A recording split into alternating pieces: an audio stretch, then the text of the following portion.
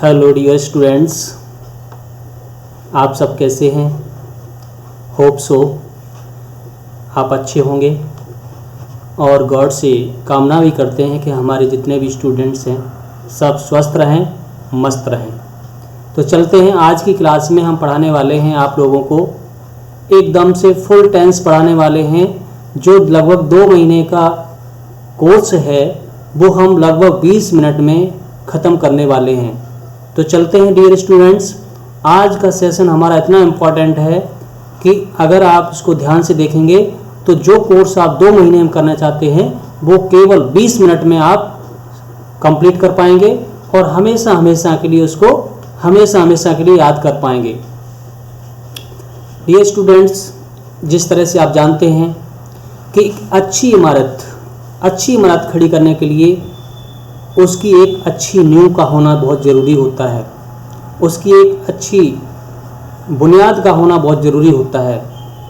उसी तरह से अगर आप अपनी इंग्लिश को अच्छा करना चाहते हैं, इंग्लिश लैंग्वेज को अच्छा करना चाहते हैं, तो आप लोगों को टेंसेस का नॉलेज बहुत डीप करना होगा और जो टेंस हैं उसका आपको बेसिक नॉलेज, टेंस का ज्ञान होना बहुत ज़रूरी है। तो चलते हैं डियर स्टूडेंट्स, आज हम पढ़ने वाले हैं सभी टेंसेस के बारे में पढ़ेंगे। ये आपका ये टेंस चार्ट दिखाई पड़ रहा है, टेंस चार्ट जिसको हम पढ़ेंगे। टेंस का name present tense, past tense और फ्यूचर टेंस। किस तरह से पढ़ते हैं इसको? Present indefinite tense. जिस तरह से एक फैमिली, मान लीजिए एक फैमिली टेंस है, फैमिली टेंस का एक फैमिली है, टेंस का एक परिवार है। जिस तरह से एक दादा होता है टेंस, उसके बाद उसके बेटे होते हैं प्रेजेंट, पास्ट, फ्यूचर। जैसे टेंस एक दादा फैमिली में है, फैमिली में दादा टेंस है और उसके 3 बेटे हुए प्रेजेंट, पास्ट, फ्यूचर। ये प्रेजेंट, पास्ट और फ्यूचर, ये फ्यूचर। तो उस तरह से हम लोग आगे पढ़ेंगे। Present indefinite tense, present indefinite tense, present continuous tense, present perfect tense और प्रेजेंट परफेक्ट कंटीन्यूअस टेंस। तो देखते हैं, पहला हमारा जो प्रेजेंट इंडेफिनिट टेंस होता है उसके रूल्स, उसकी पहचान, आइडेंटिफाई कैसे करेंगे, ये सब बिल्कुल शॉर्ट में मैंने देखो यहाँ पर डिस्प्ले किया हुआ है। चार्ट के माध्यम से मैं समझाना चाहता हूँ। जैसे कि आप जानते ही, जी मैं डिटेल में भी आपको पढ़ा रखा है। अगर आपने डिटेल में नहीं देखा है तो आप मेरी वीडियो पे जाकर के, अगर आपने सब्सक्राइब कर रखा है तो वहाँ पे जाकर के देख सकते हैं। जैसे हिंदी सेंटेंसेस के लास्ट में अगर ता है, ती है, ता हूँ, ते हैं, इस तरह के आदि शब्द आएँ तो वो प्रेजेंट इंडेफिनिट टेंस या सिंपल प्रेजेंट टेंस होता है। अब देख लेते हैं, इसका रूल लिखा हुआ है। अगर सिंगुलर सब्जेक्ट है हमारा, यहाँ पर अगर सिंगुलर सब्जेक्ट है तो मेन वर्ब, जो मेन वर्ब होगी हमारी, मेन वर्ब के साथ हमेशा एस या ईएस यूज होगा। जो मेन वर्ब होगी उसके साथ एस या ईएस यूज होगा। अगर प्लूरल वर्ब है तो मेन वर्ब का जो बेस फॉर्म होता है, जो first form of the verb होती है, यहाँ बी होना चाहिए था। तो मेन वर्ब होती है वो आएगी प्लस ऑब्जेक्ट प्लस एटसेट्रा। इसमें हेल्पिंग वर्ब, एस बी का मतलब यहाँ बच्चों, डियर स्टूडेंट्स, हेल्पिंग वर्ब है हमारी। इस टेंस में हेल्पिंग वर्ब होती है डू और डज, जो प्लूरल सब्जेक्ट के साथ डू का यूज करते हैं और सिंगुलर के साथ डज का यूज करते हैं। जैसे मान लीजिए कोई सेंटेंस ले लेते हैं, Mohan writes a poem. Mohan एक किताब लिखता है, सॉरी मोहन एक कविता लिखता है। तो मोहन यहाँ सिंगुलर है, मोहन यहाँ सिंगुलर है, और इसलिए यहाँ वर्ब में एस एस का यूज किया गया है। राइट में एस का यूज हुआ है, राइट्स लिखेंगे अ पोएम। अब देख लेते हैं द प्लेयर्स, यहाँ देखो प्लूरल सब्जेक्ट है, इसलिए हम हमेशा हम मेन वर्ब जो हमारी first form of the verb है प्ले, उसका यूज करते हैं। The players play the cricket, the players play the cricket, खिलाड़ी क्रिकेट खेलते हैं। हिंदी सेंस निकालेंगे तो इसका अर्थ निकलेगा खिलाड़ी क्रिकेट खेलते हैं। तो इस तरह से हेल्पिंग वर्ब का यूज करते हुए हम एफर्मेटिव से नेगेटिव, इंटरोगेटिव और क्वेश्चन फॉर्म कन्वर्ट कर सकते हैं। तो चलते हैं नेक्स्ट टेंस की तरफ, present continuous tense. Present continuous tense जिसकी पहचान होती है हिंदी सेंटेंस के लास्ट में रहा है, रही है, रहे हैं, इस तरह के अगर वर्ड्स आते हैं तो समझ लीजिए वो प्रेजेंट कंटिन्यूअस टेंस होता है और वर्क का कंटिन्यूटी पाई जाती है। वर्क जो एक्शन हमारा होता है बिल्कुल वर्तमान में लगातार जारी होता है, इसलिए इसमें रहा, मोहन खाना खा रहा है, हम बाजार जा रहे हैं, वह पुस्तक पढ़ रहा है, मतलब अभी प्रेजेंट में एक्शन चल रहा है। तो इसमें क्या होता है, सब्जेक्ट के अकॉर्डिंग हमारा रूल क्या होता है, अगर हमारा सब्जेक्ट सिंगुलर है तो उसके अकॉर्डिंग, अगर सिंगुलर सब्जेक्ट है तो इज का यूज करेंगे, अगर हमारा सब्जेक्ट प्लूरल है तो आर का यूज करेंगे हेल्पिंग वर्ब का, और अगर हमारा सब्जेक्ट आई है तो एम का यूज किया जाता है।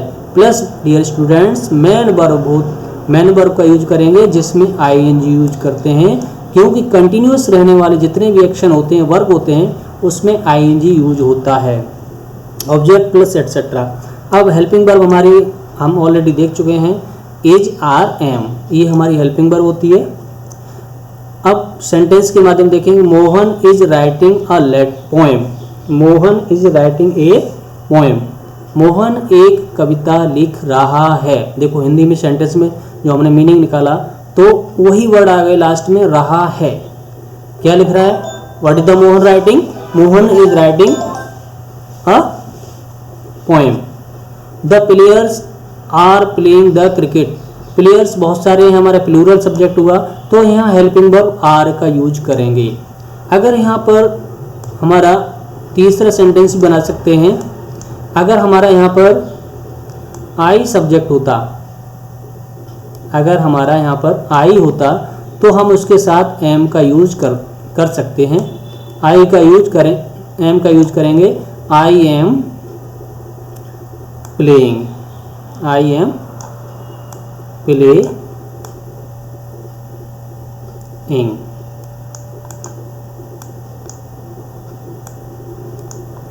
I am playing. तो इस तरह से हम कर सकते हैं आई एम प्लेइंग। थोड़ा स्क्रीन को साफ कर लेते हैं, क्लियर कर लेते हैं। अब देखते हैं present perfect tense. Present perfect tense Hindi वाक्य के हिंदी जो हमारे सेंटेंसेस होते हैं उनके लास्ट में अगर चुका है, चुकी है, चुके हैं, लिया है, दिया है, इस तरह के अगर वर्ड्स आते हैं, मतलब मीन्स एक्शन इज कंप्लीट हो चुका होता है, तो वहाँ पर प्रेजेंट परफेक्ट टेंस होता है। सिंगुलर सब्जेक्ट अगर हुआ तो उसके साथ हम हैज यूज करेंगे, और अगर हमारा प्लूरल सब्जेक्ट हुआ तो हैव का यूज करते हैं।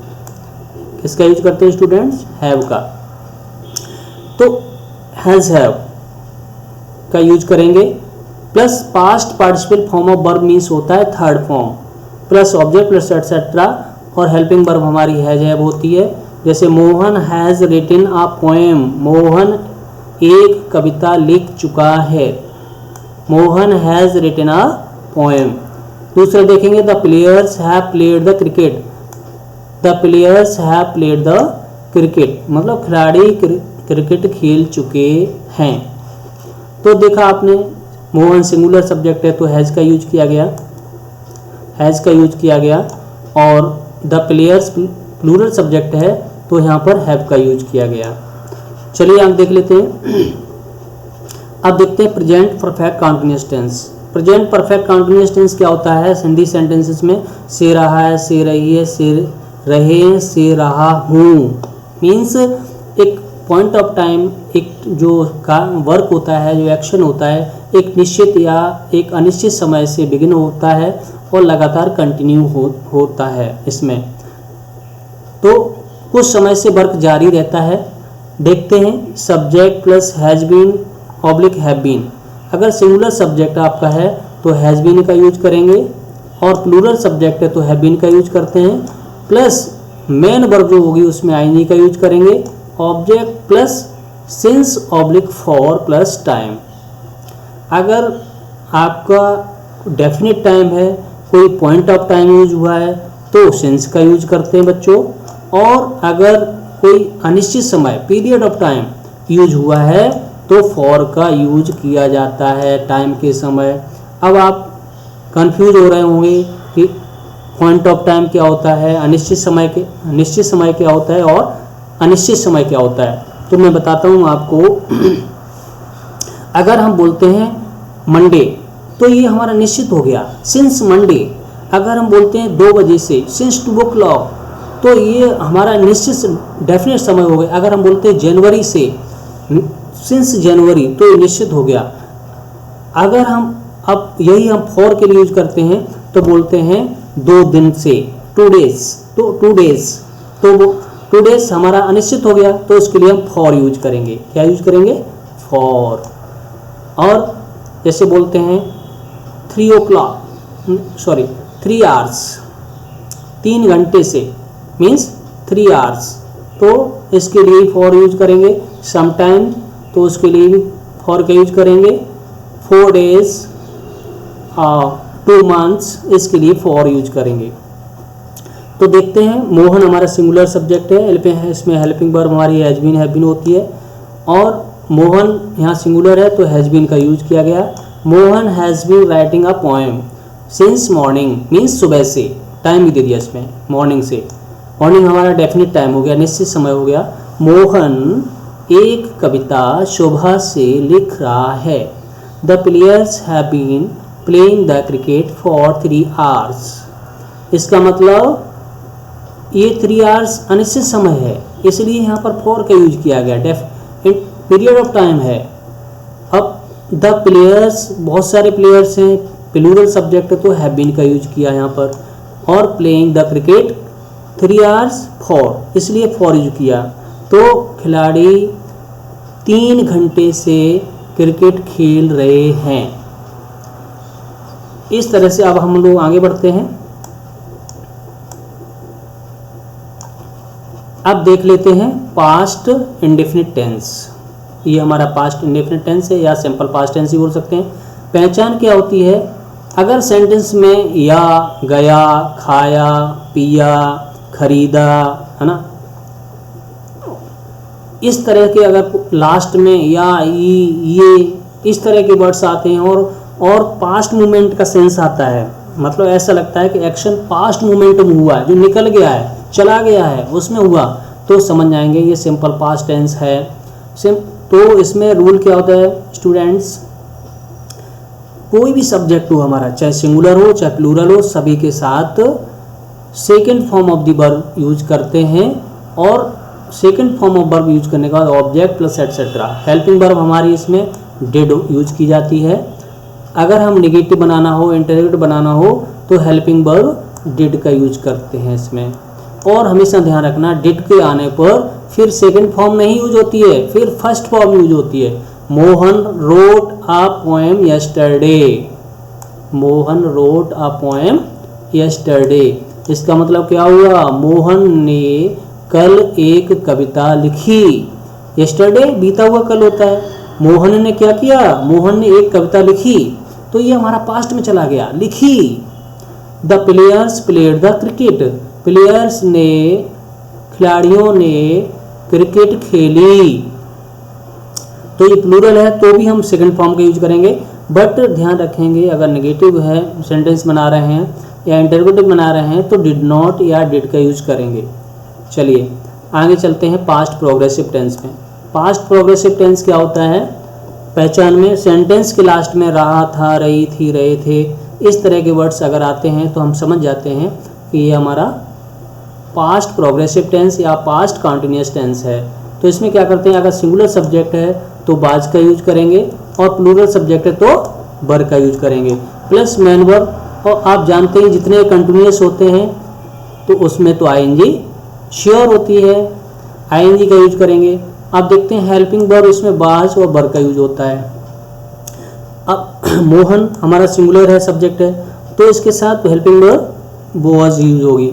Mohan was writing a poem, the players were, players क्या है, प्लूरल सब्जेक्ट है हमारा, द प्लेयर्स ये प्लूरल सब्जेक्ट है, तो इसके साथ फिर वर यूज करेंगे, players were playing the cricket. तो ये क्लियर हो रहा होगा। आगे चलते हैं पास्ट परफेक्ट टेंस।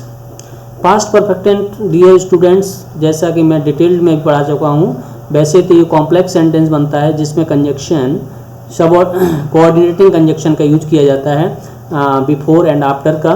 तो इसका डिटेल में अगर आप पढ़ना चाहेंगे तो आप डिटेल वीडियो देख सकते हैं हमारी, लेकिन शॉर्ट में मैं आपको बताता हूँ। Subject plus had plus third form of the verb means past participle form of the verb.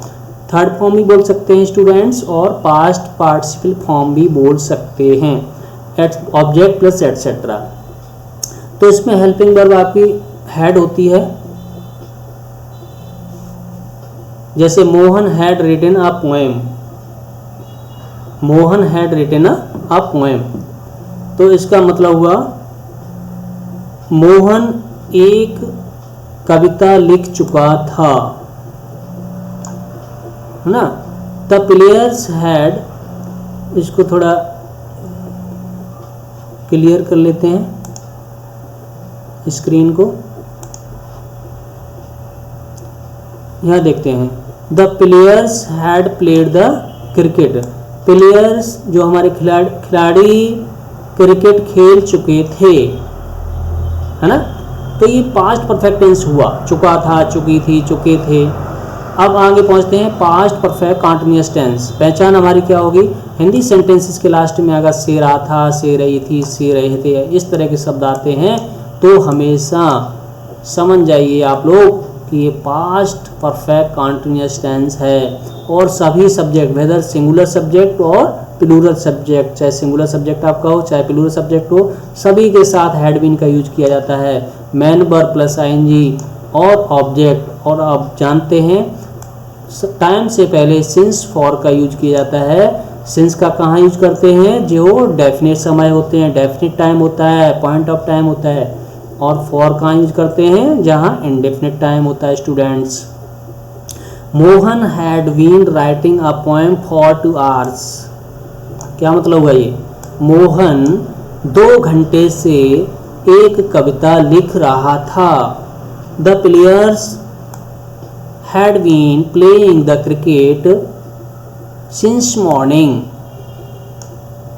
खिलाड़ी सुबह से क्रिकेट खेल रहे थे, ये होगा।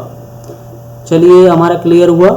अब आते हैं हम फ्यूचर, फ्यूचर और इंडेफिनिट टेंस या सिंपल फ्यूचर टेंस में पहचान क्या होगी, नॉर्मली खाएगा, पिएगा, पढ़ेगा, याद करेगा, तो ये वह स्कूल जाएगा, है ना, मेरी बहन अपना पाठ याद करेगी, वे विद्यालय जाएंगे, और गी ये लास्ट में आता है तो तुरंत आप समझ जाइए ये फ्यूचर प्रोग्रेसिव टेंस या फ्यूचर इंडेफिनिट टेंस है।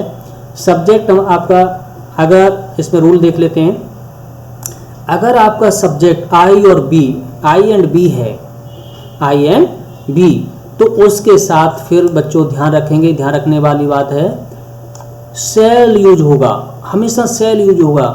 और अन्य सब्जेक्ट इसके अलावा अगर कोई भी सब्जेक्ट हो, चाहे वो सिंगुलर हो चाहे वो प्लूरल हो, हाँ ओके, केवल ये फर्स्ट पर्सन को छोड़ करके, आई वी को छोड़ करके सेकंड पर्सन और थर्ड पर्सन के साथ, सभी के साथ विल का यूज होगा, plus first form of the verb या main verb, object plus etcetera. Helping verb shall will का यूज होता है, आप समझ ही चुके हैं। आई और बी ऐसे सब्जेक्ट होते हैं जिनके साथ सेल का यूज करते हैं और अदर सब्जेक्ट होते हैं उनके साथ विल का यूज करते हैं। We shall write a poem tomorrow, हम एक कविता कल लिखेंगे। कब लिखेंगे? कल, आने वाले समय में, टुमारो। तो ये आपका आने वाला समय हो गया, future. The players will play the cricket today, खिलाड़ी आज क्रिकेट खेलेंगे। अभी खेले नहीं है, अभी आने वाला समय है बच्चों। चलिए अब देख लेते हैं फ्यूचर प्रोग्रेसिव टेंस या फ्यूचर कंटिन्यूअस, जिसके लास्ट में रहा होगा, रही होगी, रहे होंगे, रहा होगा, इस तरह के वर्ड्स आते हैं बच्चों। तो अब वही जो मैंने अभी बता चुका हूँ, अगर आई और बी सब्जेक्ट है आपका तो शैल भी यूज होगा। अगर अदर सब्जेक्ट्स हैं, सेकंड पर्सन या थर्ड पर्सन है, तो विल बी का यूज होगा। Plus main verb plus ING आएगी, क्योंकि कंटिन्यूअस में तो हमेशा आप जानते हैं आईएनजी यूज होता है। Object plus etcetera. Helping verb हमारी शैल बी, विल बी। अब देखते हैं example. We shall be writing a poem tomorrow, हम कल एक कविता लिख रहे होंगे। The players will be playing the cricket, खिलाड़ी क्रिकेट खेल रहे होंगे। मीन्स कंटिन्यू वर्क चल रहा होगा। कब चल रहा होगा? Past movement, sorry future movement में, फ्यूचर समय में। अब देखते हैं फ्यूचर परफेक्ट टेंस क्या होता है। अगर हिंदी सेंटेंस के लास्ट में चुका होगा, चुकी होगी, चुके होंगे, इस तरह के वर्ड्स आते हैं, तो आप इसको रिकॉग्नाइज करेंगे, गैस कर लेंगे, आइडेंटिफाई करेंगे, this is the future perfect tense. अगर सब्जेक्ट आपका आई और बी है तो हमेशा से आई शैल हैव का यूज करेंगे, और अदर सब्जेक्ट आपके चाहे वो फर्स्ट सेकंड पर्सन हो या थर्ड पर्सन हो, सिंगुलर हो या प्लूरल हो, सभी के साथ विल हैव का यूज करेंगे। Plus third form of the verb, means past participle form of the verb, plus object plus etcetera. Helping verb क्या होती है? Shall have plus will have होती है। अब इसमें कैसे सेंटेंस कंस्ट्रक्ट होता है? Be shall have been written a poem. Be, देखो मैंने बताया था बी, अगर बी आता है कहीं, फर्स्ट पर्सन बी यूज हुआ है, subject first person pronoun use हुआ है, तो उसके साथ शैल हैव यूज करेंगे। रिटन अ पोएम, इसका मतलब हुआ हम एक कविता लिख चुके होंगे। The players will have played the cricket, क्या मतलब हुआ? खिलाड़ी क्रिकेट खेल चुके होंगे। अब लास्ट हमारा देख लेते हैं। लास्ट हमारा है ये future perfect continuous tense. Sentence, Hindi sentence क्या होता है? से रहा होगा, से रही होगी, से रहे होंगे, इस तरह के वर्ड्स लास्ट में आते हैं तो वो फ्यूचर परफेक्ट कंटीन्यूअस टेंस होता है। सब्जेक्ट आ गया हमारा। सब्जेक्ट रूल क्या होता है? अगर आई भी सब्जेक्ट है तो उसी तरह से शैल हैव बीन, और अदर सब्जेक्ट है तो विल हैव बीन का यूज करते हैं स्टूडेंट्स। अकॉर्डिंग टू सब्जेक्ट लिखा हुआ है यहाँ पर, मतलब सब्जेक्ट के अकॉर्डिंग यूज करेंगे शैल हैव बीन और विल हैव बीन का। शैल हैव बीन आई भी के साथ और will have been other subject के साथ। Main verb plus ING plus object plus. इसमें बच्चों एक बात ध्यान रखेंगे, जो पीरियड ऑफ टाइम होते हैं उनके लिए फॉर यूज होता है, बट जो पॉइंट ऑफ टाइम होते हैं, निश्चित समय होते हैं, उनके लिए फ्रॉम का यूज होता है, सिंस का नहीं। क्योंकि फ्यूचर टेंस में जो निश्चित समय होता है, मतलब फ्यूचर टेंस हमेशा फ्रॉम से ही जाना जाता है, इसलिए फ्रॉम का यूज करेंगे सिंस की स्थान पर। हेल्पिंग वर्ब हमारी शैल हैव बीन और विल हैव बीन। तो इसमें सेंटेंस लिखा हुआ है we shall have been writing a poem for 3 hours। 3 घंटे से हम एक कविता लिख रहे होंगे। तो होप सो स्टूडेंट्स, आपको ब्रीफली जो आपका बहुत डिटेल्ड में आपका ये टॉपिक है, डिटेल में टॉपिक लिखा हुआ है, बट आपने उम्मीद करता हूँ बहुत कम समय में ही सारे टेंसेस के बारे में अच्छे से सीखा होगा।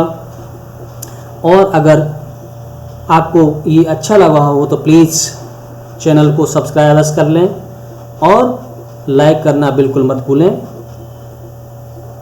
इस तरह से मिलते हैं हम लोग अगर ये आपको इस तरह की मेरा पढ़ाना अच्छा लगा हो तो प्लीज़ कमेंट बॉक्स में ज़रूर कमेंट करें, और सजेशन अपना जो आपका बहुत ही अच्छा मेरे लिए सजेशन होगा वो अवश्य ही अपना सजेशन दें, अपना कोई सुझाव दें। तो थैंक यू सो मच। तब तक आप स्वस्थ रहें, मस्त रहें और अपने पढ़ाई पर ध्यान देते रहें। मिलते हैं अगले वीडियो में, तब तक के लिए धन्यवाद। Thank you very much.